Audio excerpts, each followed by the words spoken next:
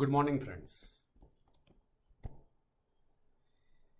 ચલો આપણે લાસ્ટમાં સરેરાશ ઝડપ અને સરેરાશ વેગ આના પર વાત કરી તથા આપણે સરેરાશ ઝડપ અને સરેરાશ વેગના જે આલેખ છે એક્સટી આલેખ એ એક્સટી આલેખ ઉપર ચર્ચા કરી.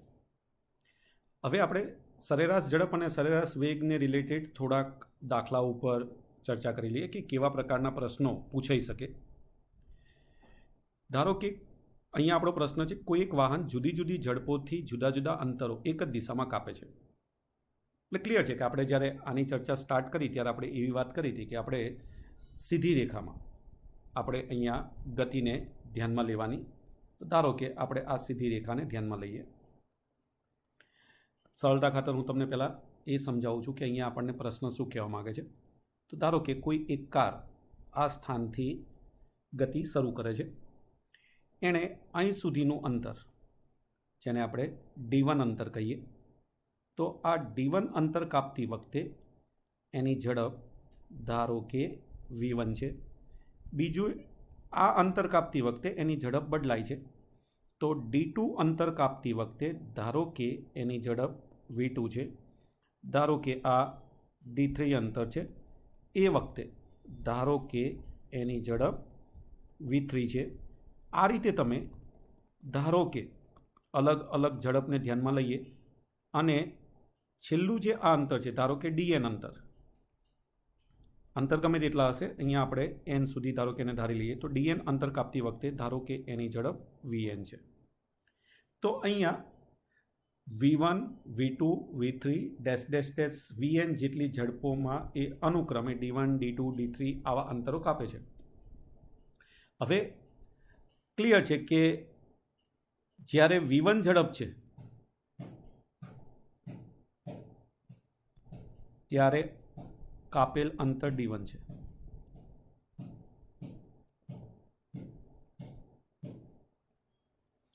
જ્યારે V2 ઝડપ છે ત્યારે કાપેલ અંતર D2 છે. V3 ઝડપ છે ત્યારે કાપેલ અંતર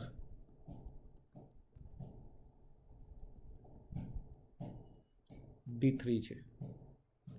કહેવાનો મતલબ કે આપણી પાસે ઝડપનું સૂત્ર શું, તો આપણે જાણીએ છીએ કે સરેરાશ ઝડપ બરાબર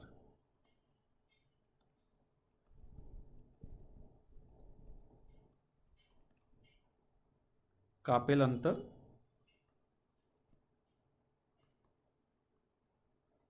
ભાગ્યા સમય, એટલે કે એ અંતર કાપવા માટે લીધેલો કુલ સમય. તો આના પરથી આપણને સમય મળી જાય. તો આના પરથી સમય બરાબર મારે જો લખવું હોય, ધારો કે અહીંયા લખીએ V12 બરાબર D/T, તો T બરાબર D/V12 આવું સૂત્ર થાય. ક્લિયર છે કે તમારે આ સૂત્રનો યુઝ કરીને બધા જ કેલ્ક્યુલેશન આના વિચારવાના. તો જો આના માટે આપણને સમય મળી જાય T1, તો T1 બરાબરમાં લખવું શું લખાય? D1/V1. ચલો, આના માટેનો સમય મારે T2 શોધવો હોય તો D2/V2. આના માટેનો સમય શોધવો હોય તો T3 બરાબર D3/V3. ચલો, આ રીતે તમે બધા સમયને શોધી શકો. હવે અહીંયા તમને ખબર છે કે સર મારે જો આ રીતે જુદા જુદા અંતરો આપેલા હોય ત્યારે એને કાપેલું કુલ અંતર શું કહેવાય? તો D1 plus D2 plus D3 plus plus plus plus DN. અને એ વખતે સમય શું હોય એનો? T1 plus T2 plus T3 plus plus. મતલબ કે હવે હું ફરીથી સરેરાશ ઝડપનું જો અહીંયા સૂત્ર મૂકું,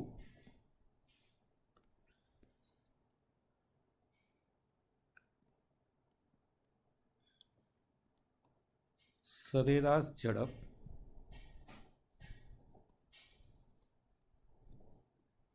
બરાબર કાપેલ કુલ અંતર ભાગ્યા કુલ સમય માટે V12 બરાબર D1 plus D2 plus D3 છેદમાં T1 plus T2 plus T3 plus ધારો કે અહીંયા છેલ્લે આપણે DN લઈએ તો અહીંયા શું આવે TN. ચલો આ રીતે તમે લખી શકો. હવે ક્લિયર છે કે ઉપર આપણે જે કાપેલું છે એ કાપેલું કુલ અંતર આવશે એટલે કે D, એને આપણે D પણ કહી શકીએ, ટોટલ અંતર. હવે નીચે ધારો કે આપણે T1 T2 T3ની જગ્યાએ લખવું હોય તો આપણું સૂત્ર આવું બની જાય D1 plus D2 plus D3 છેદમાં T1 બરાબર D1 upon V1 D2 upon V2 D3 upon V3 plus plus. મતલબ કે આ તમારું સૂત્ર યાદ રાખજો. આપણે જ્યારે પણ સાબિતીવાળા ધારો કે દાખલા છે અથવા તમારી પાસે જે વેલ્યુ છે એના આધારે જ તમને એની અંદર જવાબ મળી શકે. અને એટલે આપણને સમય તો રકમમાં આપેલો જ નથી, આપણને D1 ને V1 આપેલા છે એટલે આપણે સૂત્રની અંદર D1 અને V1ની અંદર આખું આપણે એક સૂત્ર તારવી લીધું. આ આપણું જનરલ સૂત્ર છે. હવે ધારો કે મોટાભાગે આપણે કંઈ આટલા બધા અંતરો માટે વાત નહીં થાય, પણ હા આપણો પ્રશ્ન આવશે 2 અંતરો સુધી. ચલો અહીંયા આપણે 2 અંતરો સુધીમાં એ MCQમાં તમારે આ પોઈન્ટને યાદ રાખવાનો છે.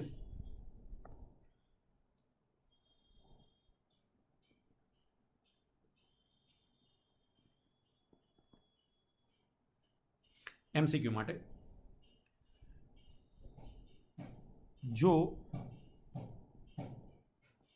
કોઈ પદાર્થ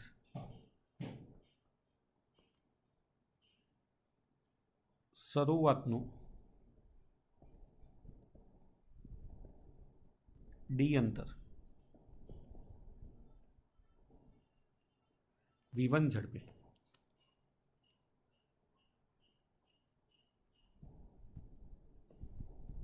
અને બીજું D અંતર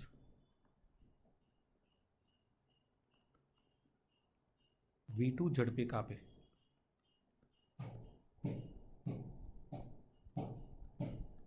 તો સરેરાશ ઝડપ શોધો. હવે જો આવો ક્વેશ્ચન આવે તો આપણું ઉપરનું સૂત્ર યુઝ કરીએ તો V બાર બરાબર D1 બરાબર D અને D2 બરાબર પણ D. અંતર આપણને બે સમાન આપેલા છે. નીચે શું મળશે? D upon V1 plus D upon V2. ઉપર આપણને શું મળશે? 2D. નીચે D કોમન, કૌંસમાં શું આવશે? 1 upon V1 plus 1 upon V2.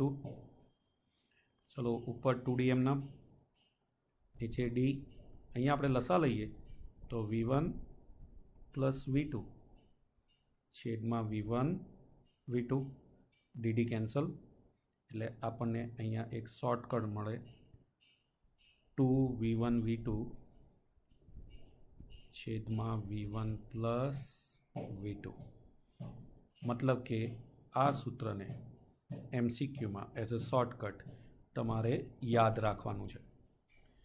ચલો કે તો આ પ્રશ્ન મેઇન જે કહીએ કે ઘણું બધું હોય તો આપણે આ રીતે કેલ્ક્યુલેશન કરી શકીએ. યાદ રાખજો આવા પ્રશ્નો કે બુકમાં બધા આપેલા નથી, પણ તમારે આ રીતે એને વિચારવાના છે. ચલો નેક્સ્ટ ક્વેશ્ચનની અંદર આપણે વાત કરીએ. એક વ્યક્તિ પોતાને ચાલવાના કુલ અંતરમાંથી અડધું અંતર V0 ઝડપથી ચાલે છે. બાકીનું અડધું અંતર ચાલવા માટે લાગતા સમયના અડધા સમય દરમિયાન તેની ઝડપ V1 અને તે પછીના અડધા સમય દરમિયાન તેની ઝડપ V2 હોય તો આટલું કુલ ચાલવા દરમિયાન વ્યક્તિની સરેરાશ ઝડપ શોધો. ફરીથી આને પહેલાં હું ગ્રાફિકલ પ્રેઝન્ટેશન કરું છું, તમે એનાથી વધારે ક્લિયર થઈ જશો કે આપણને પ્રશ્નની અંદર શું આપેલું છે. જે પ્રશ્નમાં આપેલું હોય એનો ઉપયોગ પહેલાં કરીને વિચારી લેવાનો. ધારો કે અહીંયા કીધું કે ચાલવાના કુલ અંતરમાંથી, એટલે આપણે અહીંયા ચાલવાનું કુલ અંતર ધારી લઈએ તો અહીંયા ક્લિયર છે કે એનું જે ચાલવાનું કુલ અંતર છે ધારો કે D છે.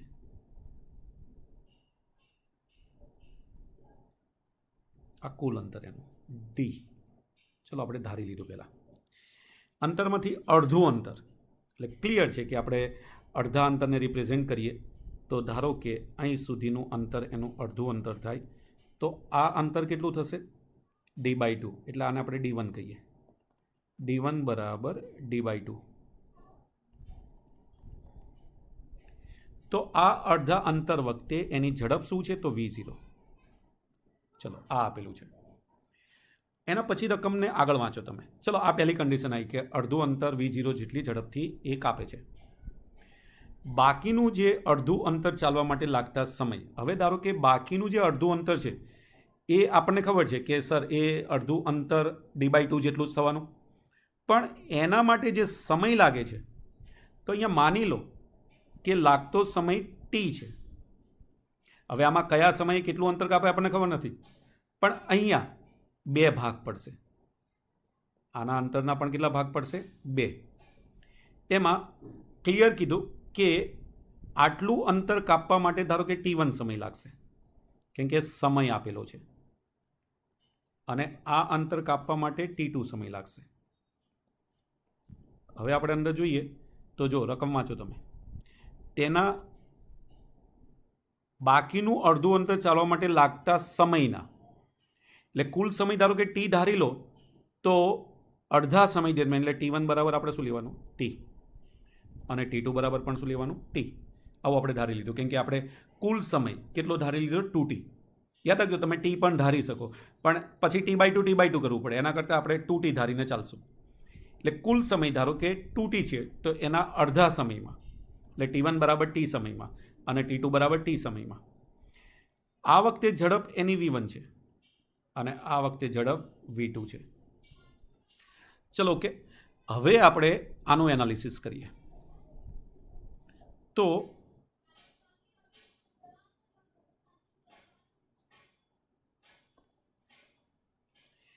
આ ભાગની વાત કરીએ તો તમે રકમમાં જોવો છો કે સર આપણી પાસે v છે અને d છે.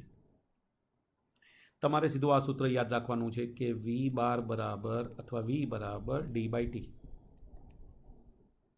હવે ક્લિયર છે કે v અને d ઉપરથી શું મળે? t મળે. તો પહેલો ભાગ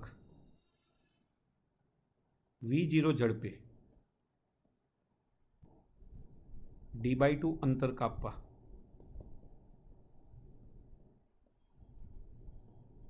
લાગતો સમય. ચલો પહેલા આ સમય શોધી લો. તો અહીંયા ધારો કે એ સમયને આપણે નામ આપી દઈએ t'. જો નામકરણ કોઈ પણ કરો, સરખું ન થવું જોઈએ બેમાં, એટલે આપણે t' કર્યો. તો t' બરાબર, તો આ સૂત્ર ઉપરથી આપણને ખબર છે કે સર t બરાબર d/v. તો d1 અપોન v0. d1 બરાબર શું છે? d/2 upon v0. ચલો એને સિમ્પ્લિફાઈ કરો તો d/2v0. ચલો એક વેલ્યુ આપણી પાસે આવી ગઈ સમયની. બીજા કેસમાં આપણે જઈએ તો તમે જુઓ, બીજા કેસની અંદર આપણી પાસે v અને t છે. તમે જુઓ અહીંયા v અને t આપેલા છે, તો ક્લિયર છે કે v અને t ઉપરથી આપણને શું મળે? અંતર. તો t1 સમયમાં કાપેલ અંતર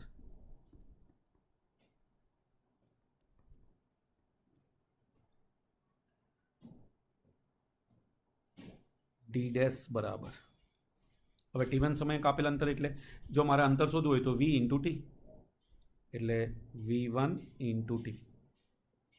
અને એ જ રીતે t2 સમયમાં કાપેલ અંતર d' બરાબર, ક્લિયર છે કે સર એ વેલ્યુ આવશે v2t. ચલો આપણી પાસે બંને અંતર આવી ગયા. હવે તમને ખબર જ છે કે સર આ બે જે અંતર રહ્યા d' અને d', એનો સરવાળો તો d/2 જ થાય, કેમ કે કુલ અંતર તો એ અડધું જ હતું. એટલે અહીં આપણે કહી શકીએ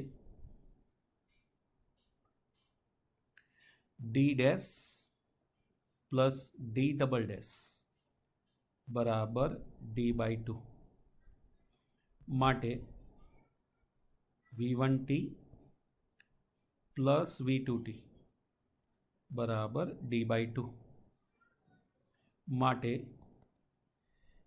v1 plus v2 into T બરાબર d/2.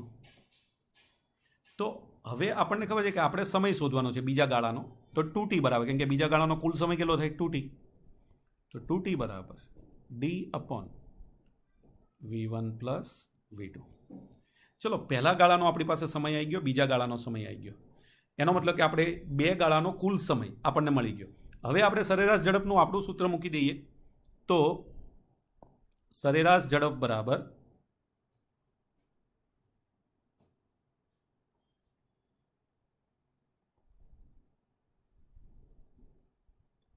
કુલ અંતર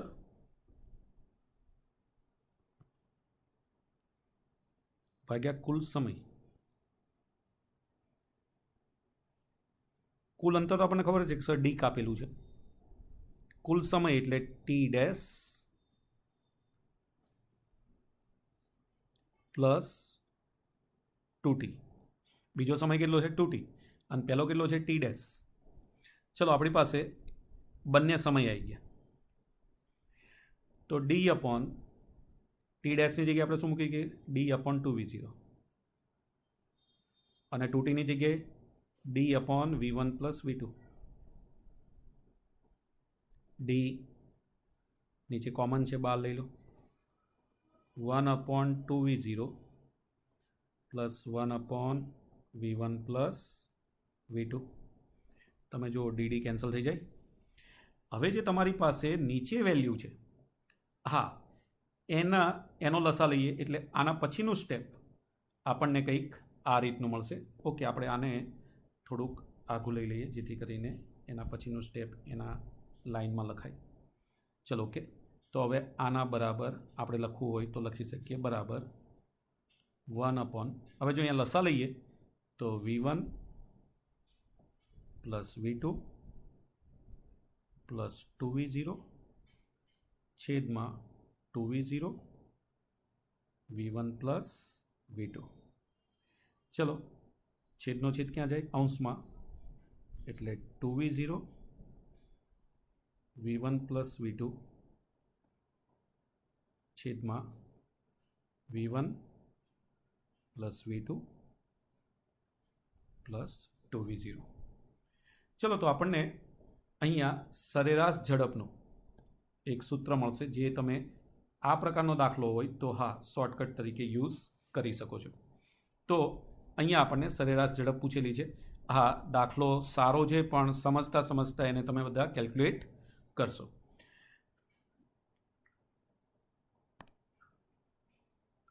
ચલો, અહીંયા આપણી પાસે ત્રીજો એક ક્વેશ્ચન છે. એક મોટરસાયકલ સવાર તેના ઘરેથી પૂર્વ દિશામાં સીધી રેખા પર 120 મીટર દૂર આવેલા પેટ્રોલ પંપ પર 60 સેકન્ડમાં પહોંચે છે. તે પેટ્રોલ પુરાવા માટે 120 સેકન્ડ ઊભો રહે છે. ત્યારબાદ મોટરસાયકલ સવાર 90 સેકન્ડમાં તે જ રસ્તે ઘરે આવે છે. 90 સેકન્ડ બાદ તે મોટરસાયકલ પર ઘરેથી ઓફિસ જવા નીકળે છે. ઓફિસ તેના ઘરથી પશ્ચિમ દિશામાં સીધી રેખા પર 300 મીટરના અંતરે છે. આ માટે તેને 120 સેકન્ડ જેટલો સમય લાગે છે. તો આ મોટરસાયકલ માટે સ્થાન સમયનો આલેખ દોરો અને તેના જુદા જુદા સમયગાળા માટે સરેરાશ વેગ શોધો. હવે જો, પહેલાં તો ક્લિયર છે કે મારે એને આલેખથી રિપ્રેઝેન્ટ કરવો છે.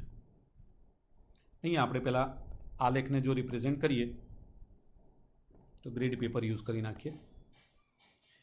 હવે અહીંયા આપણે પહેલાં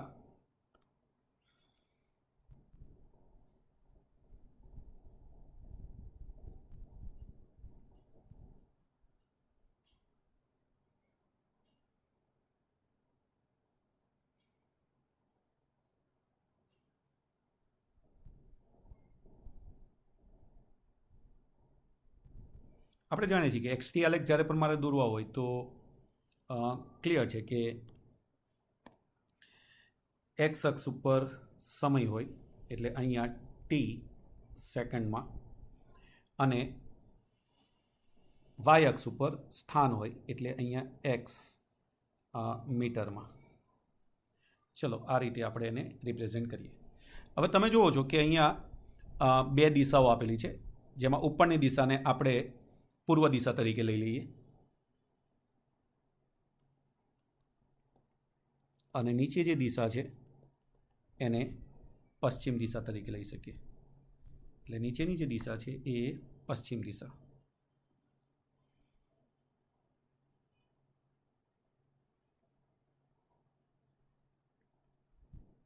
અથવા બીજી ભાષામાં કહીએ તો ઉપર જે છે એ પેટ્રોલ પંપની દિશા થઈ, કેમ કે તમે જુઓ છો પૂર્વ દિશામાં પેટ્રોલ પંપ છે અને નીચેની દિશા એ એની ઓફિસની દિશા છે, કારણ કે પશ્ચિમ દિશામાં એની ઓફિસ છે.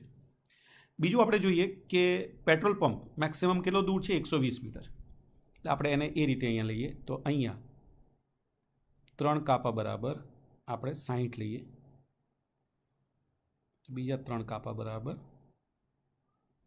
120.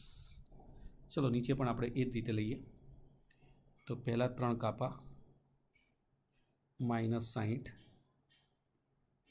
-120 -180 -180 -240. હજી આપણે 3 જોશે. ચલો આપણે થોડુંક નીચે એને ખેંચી લઈએ તો અહીંયા આપણને વેલ્યુ મળશે -300. ચલો કે તો આપણી લાઈન આપણે એ પ્રમાણે ત્યાં પુટઅપ કરી દઈએ.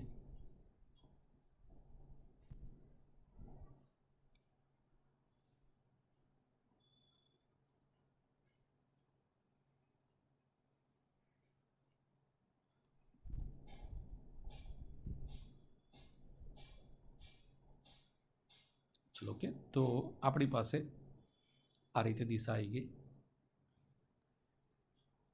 હા, તમે કોઈ પણ માપ લઈ શકો આમાં.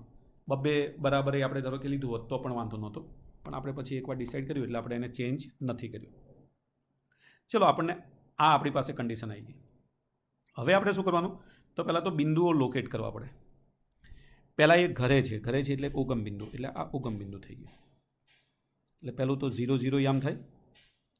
પછી એ મોટરસાઇકલ સવાર તે ઘરેથી પૂર્વ દિશામાં સીધી રેખા પર 120 મીટર દૂર આવેલા પેટ્રોલ પંપ પર 60 સેકન્ડમાં પહોંચે છે. એટલે ટી બરાબર આપણે કેટલા લેવાના છે, 60. એટલે પહેલાં આપણે અહીંયા ટીને રિપ્રેઝેન્ટ કરીએ તો હા, ટીને પણ આપણે એ જ રીતે રિપ્રેઝેન્ટ કરીએ કે 3 આપણે શું લઈએ એને 60 120 180 240 300 360. ચલો આ રીતે આપણે એને આગળ લઈએ તો 420 અને એના પછી આપણે આગળ જઈએ તો 480. ચલો આપણે આ સમય છે એ સેકન્ડમાં છે તો આપણે સમયને 60-60ના ગાળામાં લઈ લીધો. તો હવે પહેલું બિંદુ આપણને શું મળે, 120-60. એટલે આ 120 અને આ 60 એટલે પહેલું બિંદુ આપણને અહીંયા મળે. ચલો પહેલાં ઉગમ બિંદુ પર એટલે કે ઘર પર હતો, પછી બીજું સ્થાન આ થયું. હવે તમે જો એટલે હું અહીંયા પહેલાં બિંદુ લઉં કે ઘરે હતો ત્યારે 0 0 બિંદુ કહેવાય. પહેલો જે છે એ સમય બતાવશે અને બીજો જે છે એ સ્થાન બતાવશે. બીજામાં આપણને XTમાં શું આવશે, 60 120.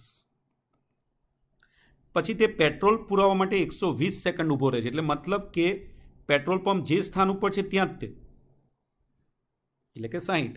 પણ હવે સમય કેટલો થઈ ગયો, તો આપણને ખબર છે કે સર સ્થાન આપણું જે છે એનું એ રહેશે, પણ સમય બીજો કેટલો ઉમેરાયો 120. એટલે 180 સેકન્ડ સુધી એ પેટ્રોલ પંપ પર જ છે. એટલે યામ શું થશે એના 180 અને 120, કેમ કે સ્થાન બદલાયું નથી. બીજા ક્રમે સ્થાન છે, પહેલા ક્રમે સમય છે. એનો મતલબ કે બિંદુ 180 અને 120. હવે આ 180 અહીંયા છે, 120 એટલે આ બિંદુ. ચલો પછી મોટરસાઇકલ 90 સેકન્ડમાં તે જ રસ્તે ઘરે આવે છે. ઘરે આવે એટલે 0 યામ આવી જાય, એટલે આ સ્થાન ઉપર પાછો આવ્યો એટલે કે આ લાઈન ઉપર એ હશે. પણ કેટલી સેકન્ડ લાગે છે, 90. એટલે 180 તો હતી જ અને બીજી 90 ઉમેરીએ એટલે 270મી સેકન્ડે એ ક્યાં હશે, ઘરે. એટલે યામ શું થાય, 0.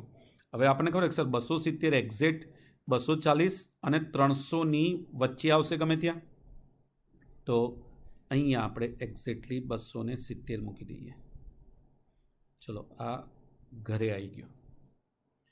પછી આપણે જોઈએ કે ઓફિસ તેના ઘરથી પશ્ચિમ દિશામાં સીધી રેખા પર 300 મીટરના અંતરે છે.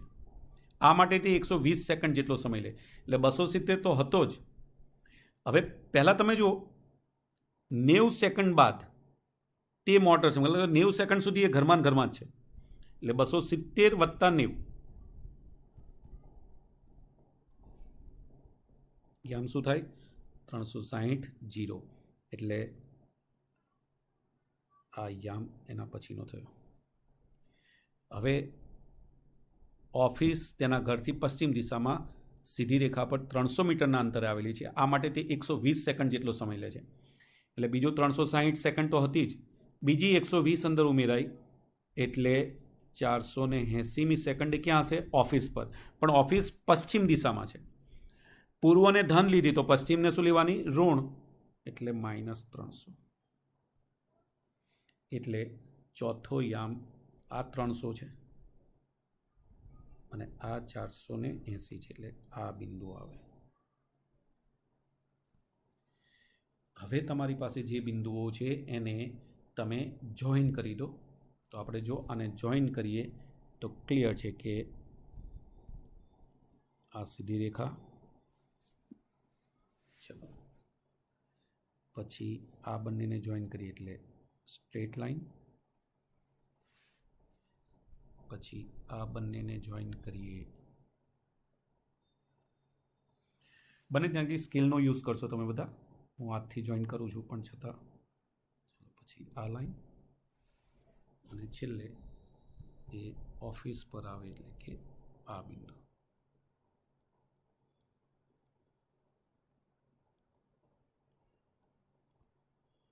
ચલો, ઓકે. તો આ રીતે આપણને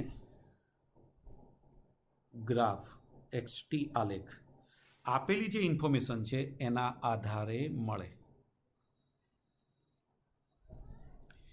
હવે આપણને ખબર છે કે મારે દરેકે દરેક ગાળામાં જો સરેરાશ વેગ શોધવો છે તો આપણી પાસે સિમ્પલ સૂત્ર છે x2 - x1/t2 - t1.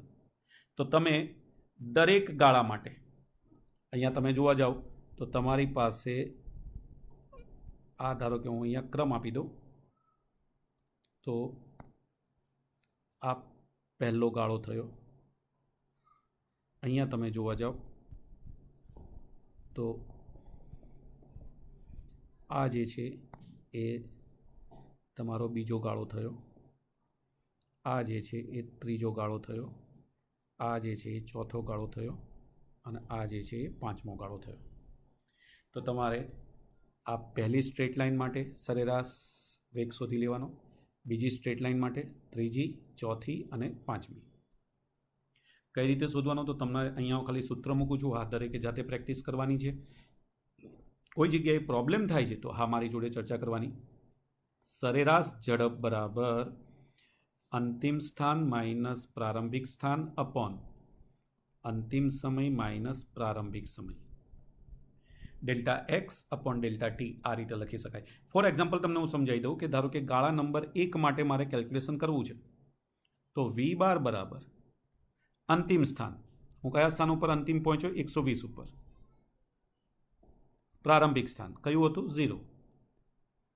છેદમાં અંતિમ સમય 60, પ્રારંભિક સમય 0. એટલે 120/60 2 મીટર પર સેકન્ડ.